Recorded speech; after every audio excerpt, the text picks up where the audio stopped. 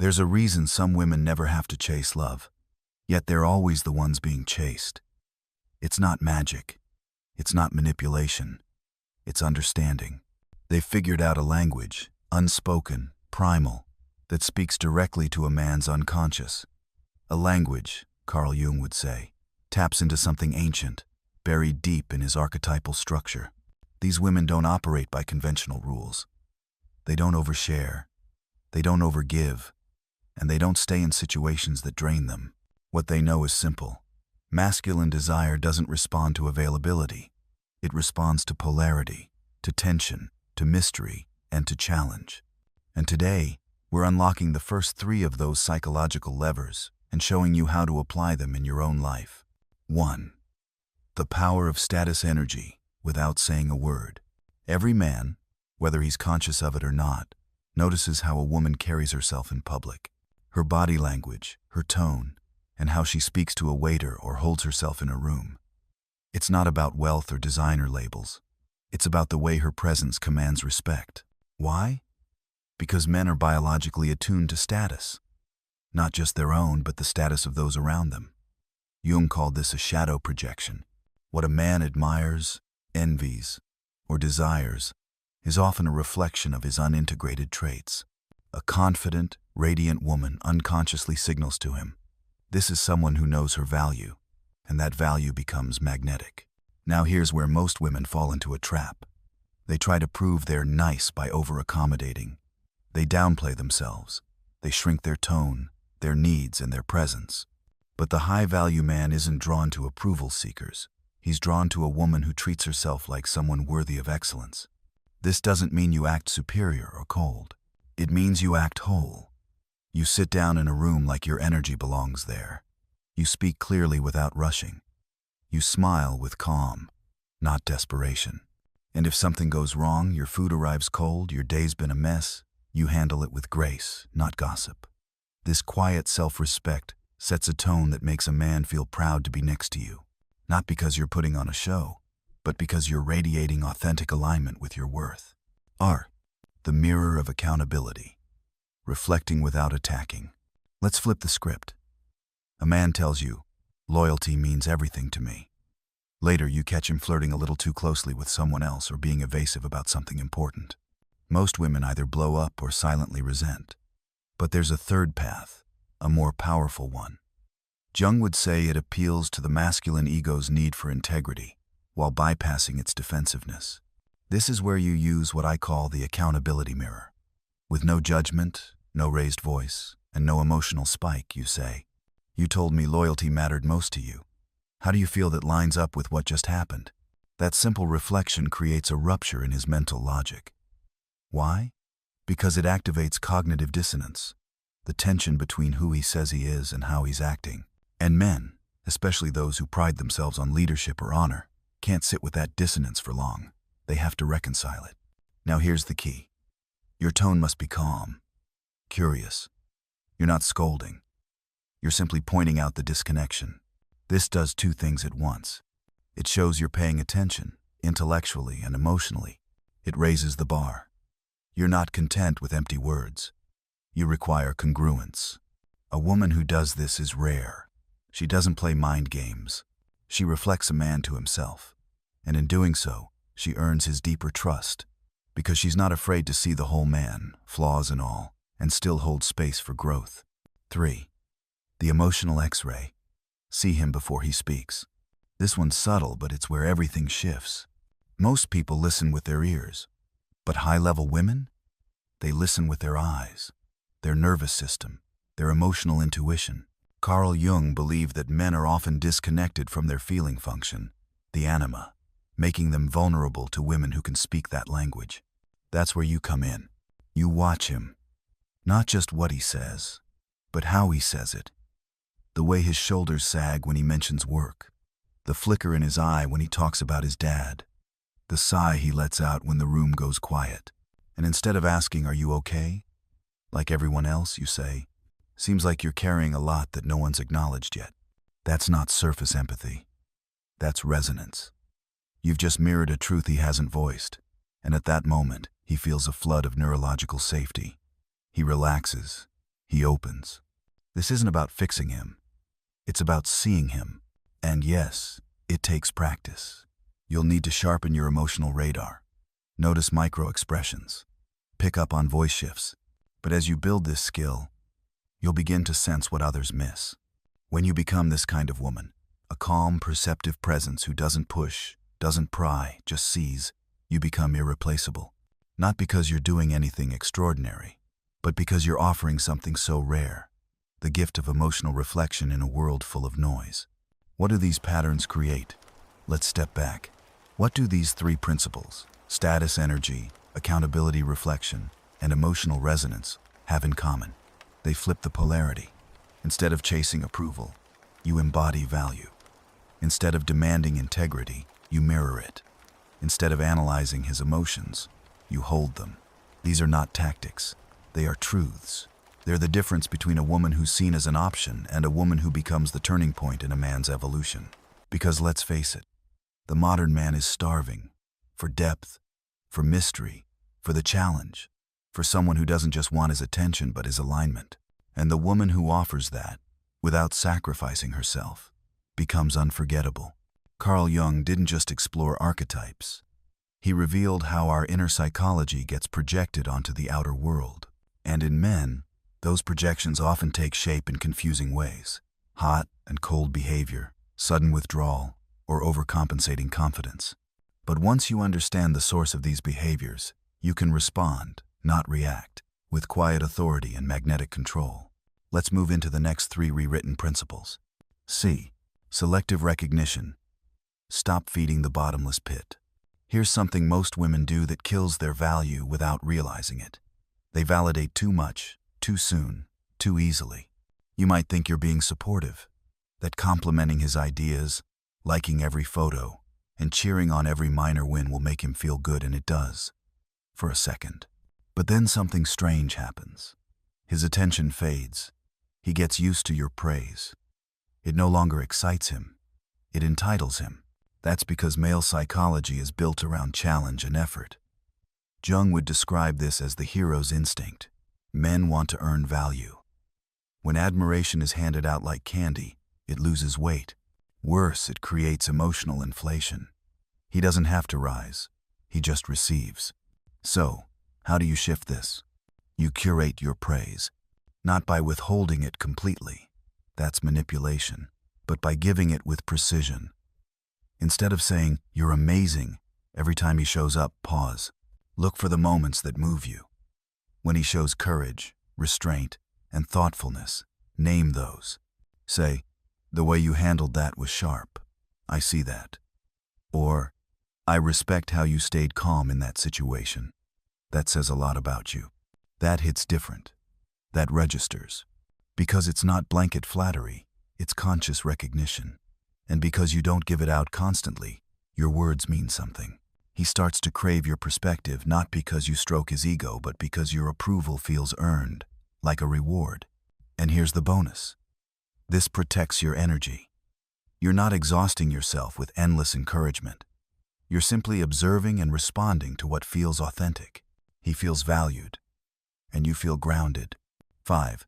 Strategic mystery.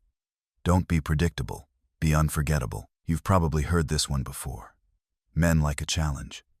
But what's rarely explained is why. What is it about unpredictability that holds a man's attention long term?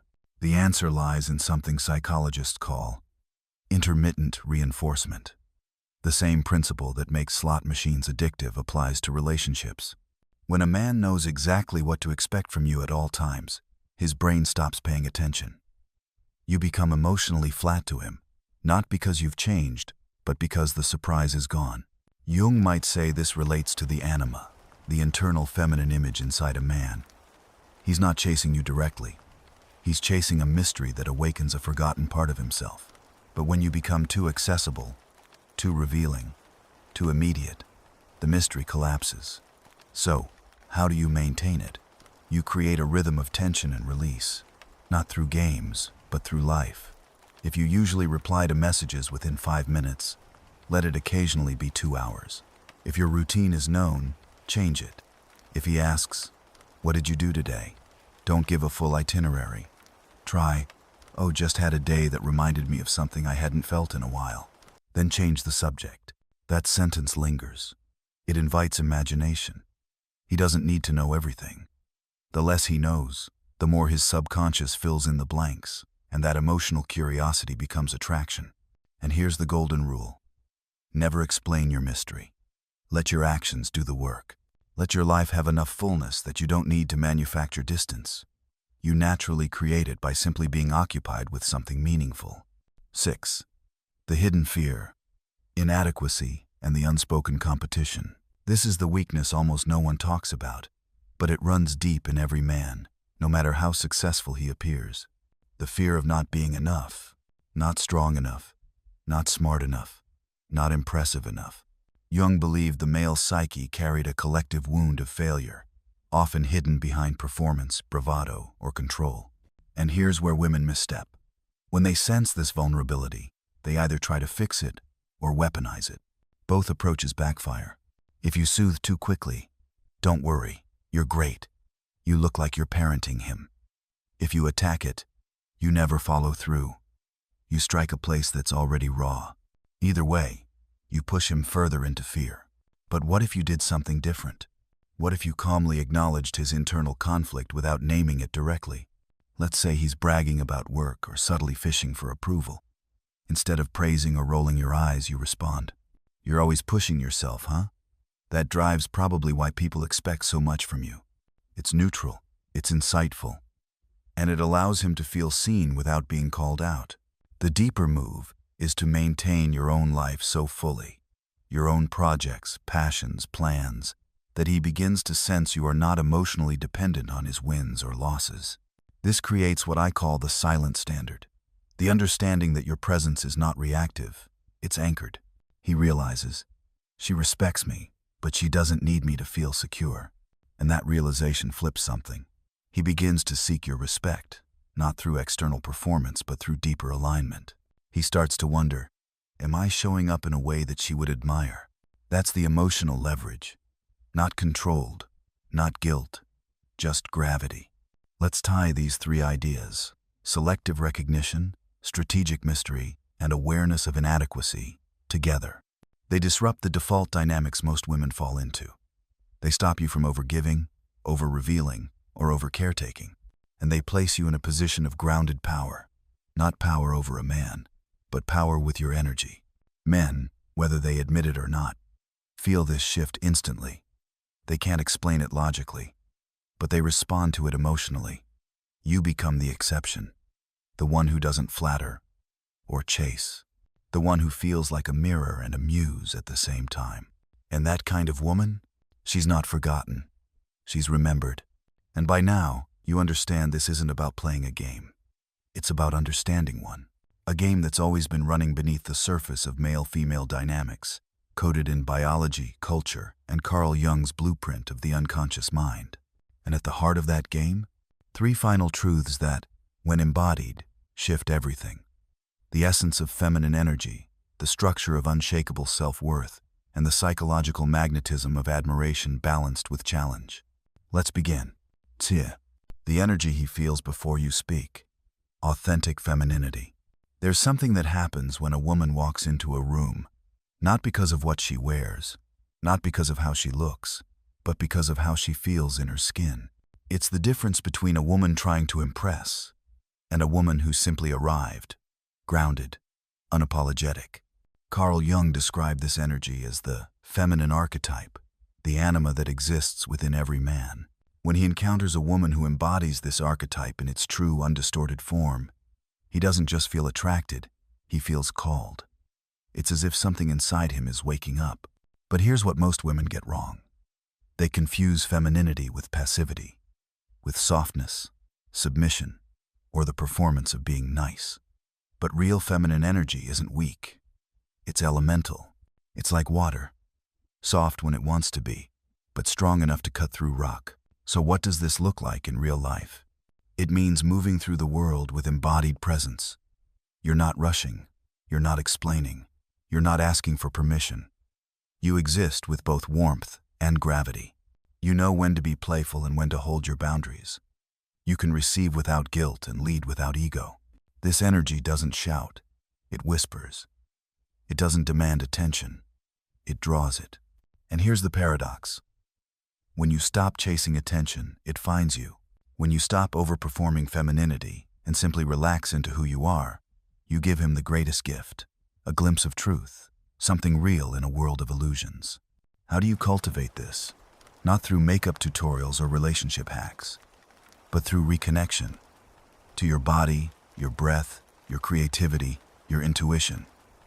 Dance, breathe, meditate, write, create. Say no when you mean it. Say yes only when it feels like an authentic yes. Feminine energy isn't a role you play. It's a frequency you remember. And when you vibrate at that frequency, he doesn't just notice you, he feels you. 8. The standard that transforms the dynamic. Unshakable self. Worth.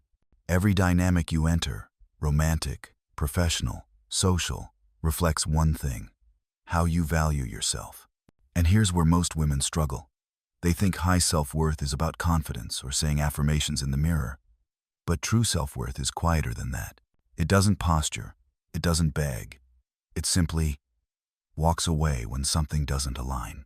Carl Jung might frame it like this: the woman who knows her value isn't seeking to merge with a man to complete herself. She's already whole. And so when she connects, it's not out of emptiness, it's out of overflow. Men feel this distinction instantly. When a woman tries to prove herself, overgiving, over-explaining, over-investing before it's earned, she unconsciously signals, "Your validation defines me." But when a woman moves from wholeness, she says, without a word, "Your presence is welcome but not required." That shift alone can rewire the entire dynamic. So, how do you live this? Start small. Say no to things that drain you. Walk away from texts that don't respect your time. End conversations when you're being breadcrumbed. Not in anger, but in clarity. You don't have to teach lessons. Your absence becomes the lesson. And yes, it will be hard at first. You'll feel the old patterns rise. The urge to people, please, to explain, to just wait and see. But remember, every time you abandon yourself to be chosen, you teach your nervous system that your value is conditional. The goal isn't to be cold, it's to be sovereign. Because here's the truth. The more a man senses that you don't need his attention, the more he respects your attention. When you show up as whole, his only choice is to meet you there, or fall away. And if he falls away, good. He was never ready for the real you anyway. 9. Admiration plus challenge equals evolutionary pull. Let's bring it full circle. Men want to be admired. They want to feel like warriors, winners, creators of their destiny. But here's where it gets tricky. When admiration comes with no challenge, it breeds complacency. And when a challenge comes with no admiration, it breeds resentment. The secret? Both. Jung called this the integration of opposites, the union of love and power, nurture and fire. A woman who embodies this can say, "I believe in you," and in the same breath, challenge him to become the version of himself he says he wants to be. She's not impressed by words. She notices character. She doesn't flatter recklessly, but when she speaks the truth, it cuts through his self-doubt like a knife. Imagine this. He's had a failure. He looks defeated. Most women would scramble to reassure him. "You'll be fine, don't worry." But you lower your voice, look him in the eye, and say, "This moment doesn't define you. I know what you're capable of. Don't forget who you are." That's it. No lecture, no babying, just certainty. And that certainty becomes his fuel. You become not just a safe place, but a standard. Not just comfort, but clarity. This is the woman who pushes a man, not through criticism, but through conviction. She sees who he is, even when he forgets. And that vision, that belief, that's more addictive than looks, charm, or any kind of seduction, because it invites him into transformation. And nothing grips the masculine psyche more deeply than a woman who invites him into becoming. Let's connect the dots. When you embody feminine energy, you awaken his anima, the dream of womanhood that lives inside him. When you stand in unshakable self-worth, You signal that love must be earned, not assumed. And when you offer admiration with a challenge, you pull him into evolution, into becoming the man he was meant to be. These aren't games.